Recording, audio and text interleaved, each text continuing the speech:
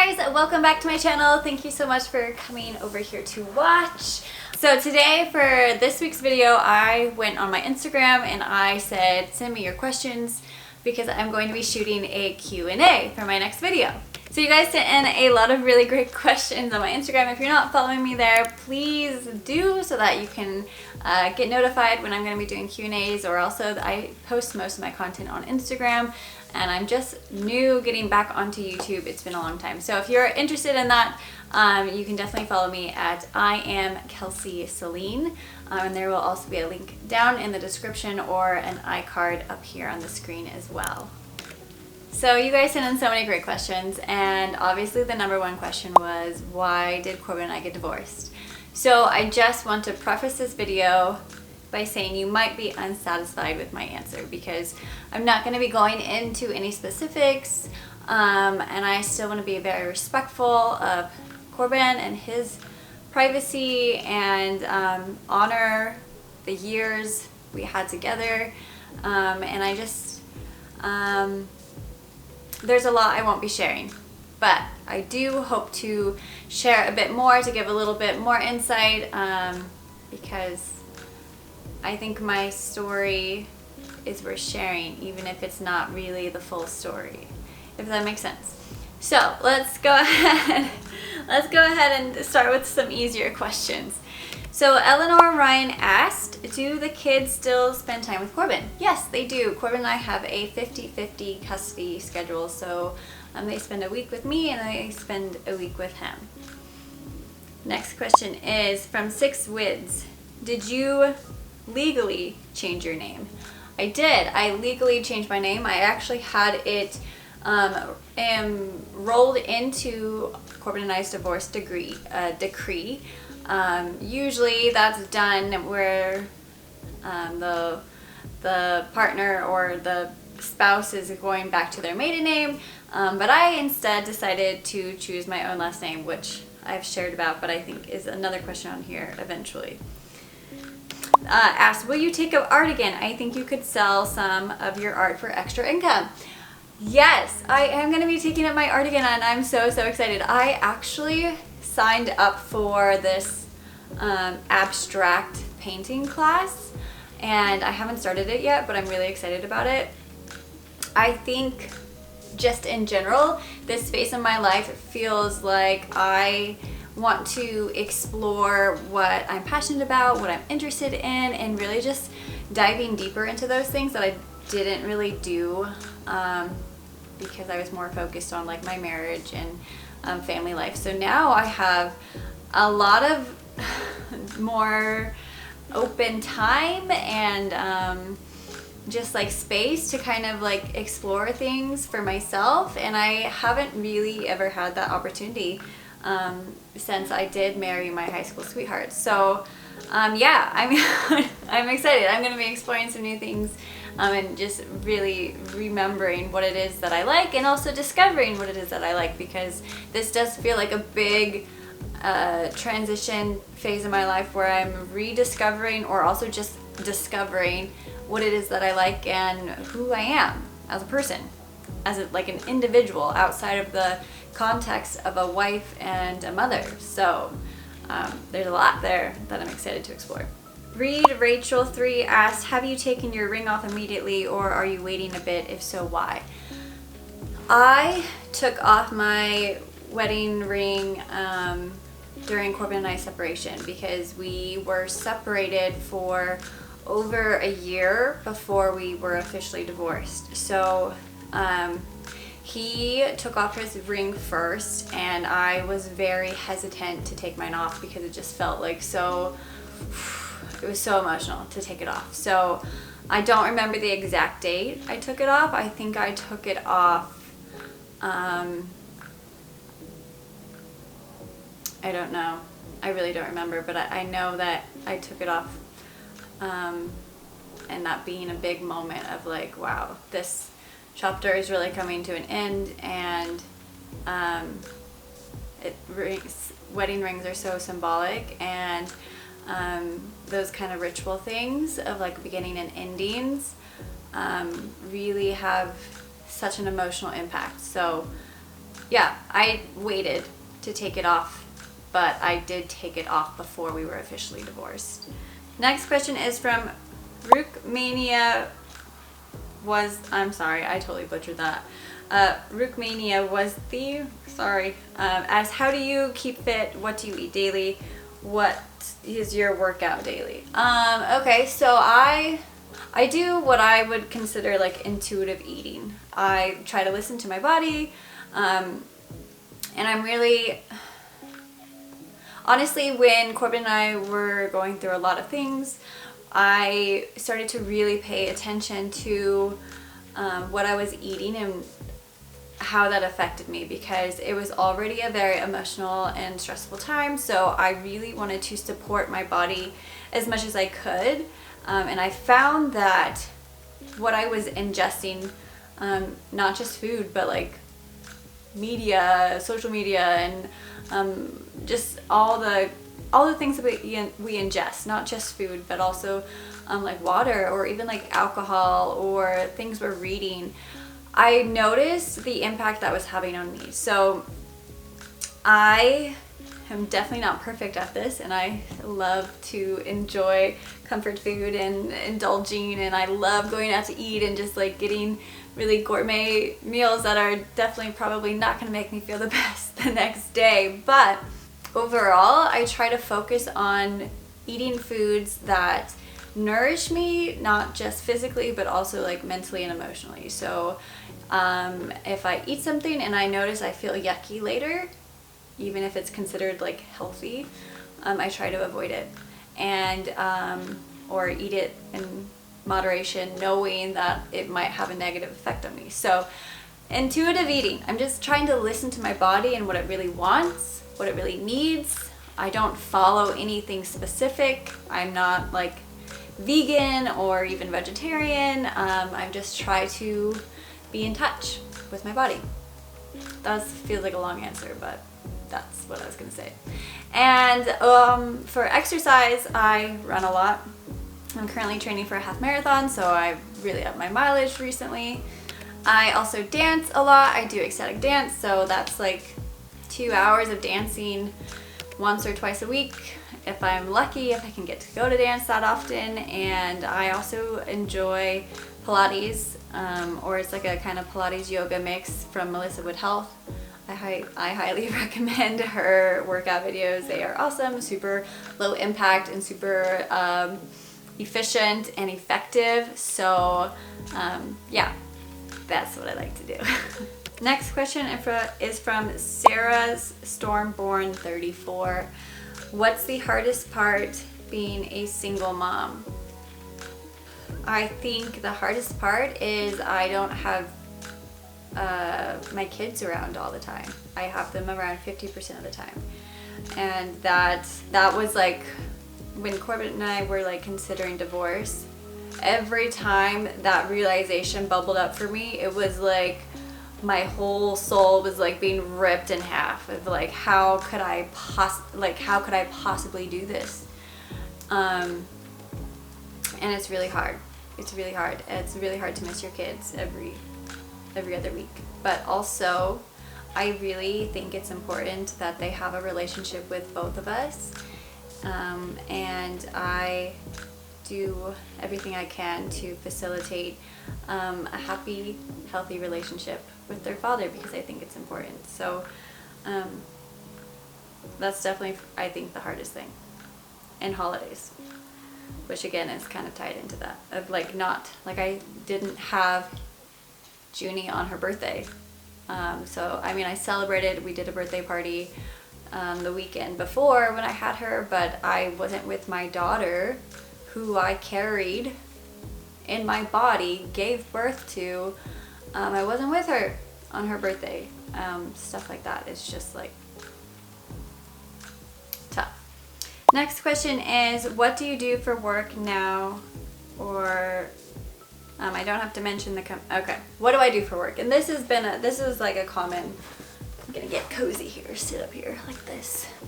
This was the question a few people asked, is what do I do for work? I'm still doing social media right now, so I barely skimmed by financially last year. So honest with you, barely skimmed by, but I did. I made it through. I had a lot of support from my family. I wasn't paying rent or anything at my dad's house, so I made it. And now with the divorce, like Corbin and I split the proceeds of selling our house, so I have like a cushion. It's not like a big one, it's pretty small, but I have a cushion, and we'll see what happens. I'm hoping to continue to do social media because it gives me so much flexibility, but I'm also just like trying to stay open to what comes through, what feels like the next step, or if it's not working, that's also another thing. So I'm trying out different things, and I'm trying to do things that feel like they're calling me, because I really believe that work has the potential to be more than just like a paycheck.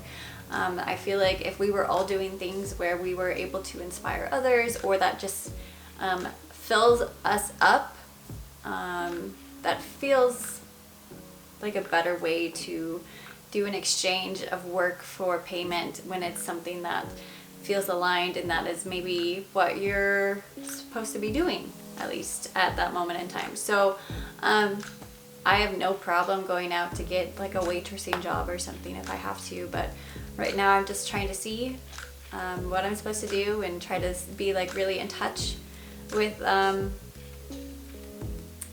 what's calling me, and we'll see what happens. So right now, that social media and also being open to other things. Next question is from Wild Window Studios. What's something you didn't know you were missing as a single woman? I say this with so much like respect, and like I believe in marriage. Gosh, I say I believe in marriage, but also I'm not sure. I honor people's right to choose whatever relationship, long-term, short-term, whatever. But I think what I realized I really needed and really wanted was autonomy. I think that the roles that society puts on women, especially as mothers, but also just mothers and wives, or even just being in partnership, can really overtake a woman's sense of personal identity. And I don't know, obviously not everyone's like this, and relationships are beautiful, and they are like these amazing opportunities to really connect deeply with people and to learn and grow in relationship as well. But I personally noticed about myself is that I am a people pleaser. I have always been, and I'm trying to process away from that and to heal away from that. But I think especially as a people pleaser, we are always putting others' needs first, and especially as a mother, always putting everyone else's needs first. And so then you realize there was nothing left for you. And I think about like Juniper. I think about my daughter, and I know she wants to be a mother, or at least she does right now. She says, I want to be a mom, when I ask her what she wants to be when she grows up. And I think that is amazing, and she's going to be the most incredible mother. But also I hope for her, because she is an incredible human being, just who she is without the context of being a mother. So I hope for her, if it's what she wants, that she finds a way to continue to build something for herself outside of those contexts. So individuality, autonomy, I'm not really sure what the exact way to phrase it is, but just like my own identity, like I think I lost that, which is, I know, very, very common with like young children, and but just in my marriage, I think I lost that. So that's what that was a big piece of something I was missing. Next question is from L. McIntyre, who says, do you still believe in finding love in the near future? I absolutely believe in love. I think love is like the reason we're here, and I have so much gratitude for the love Corbin and I shared together. And I have hope and love being part of my life in many different ways over many different times with maybe many different people. I don't know. Next question is from Mercedes Tuckham, who asks, what's the biggest growth you've encountered within yourself or the kids from the divorce? This has been such a time of growth. It has been the hardest thing I've ever gone through in my entire life, and because of that, it has just pushed me beyond the edges that I ever had. I just feel like I found this deep inner peace, and I found like this depth of strength within myself that I wouldn't have, because it was just, I needed it. And there's like this saying of like, whoever, like, don't worry about your future problems and how you're going to handle them, because you will grow into whoever you need to be in those moments when you are facing them. And I really think that became really apparent to me. I stepped into a version of myself at a time when I needed it, and I, in some ways, I'm grateful. You know, it's been heartbreaking and it's been so painful, and my life is very, very different now from the one I had ever imagined for myself. And like, there's a lot of grief, but also I feel more myself than I have in a really, really long time. And I feel more connected and in tune with who I am and where I hope to go in life and who I hope to be. And it's the pain was like a catalyst, and the pain, like, it grew me, like it just like pushed me into growth. Like it was like so much growth over and over. I'm like kind of exhausted, but also grateful that I found that strength within myself. The main question I know you all are wanting me to answer: why did Corbin and I get divorced? How do I answer this question?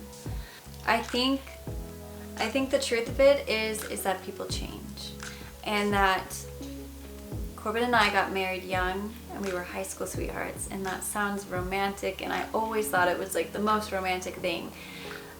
But also the reality of it is that he was my only boyfriend and I was his only girlfriend. We were the only real people that each of us really actually truly dated seriously. And people like shift a lot from the time that they're in high school. It's like 14 and 15 years old to where we are now. So I think we're just different people, and we started to really figure that out when it was the pandemic. That was a huge just opening of like awareness, I think globally, because it put us in this state of mind where we all realized how precious life is and how we don't really never know how much time we have, and we really need to be living the lives that we feel called to live and just truly be ourselves.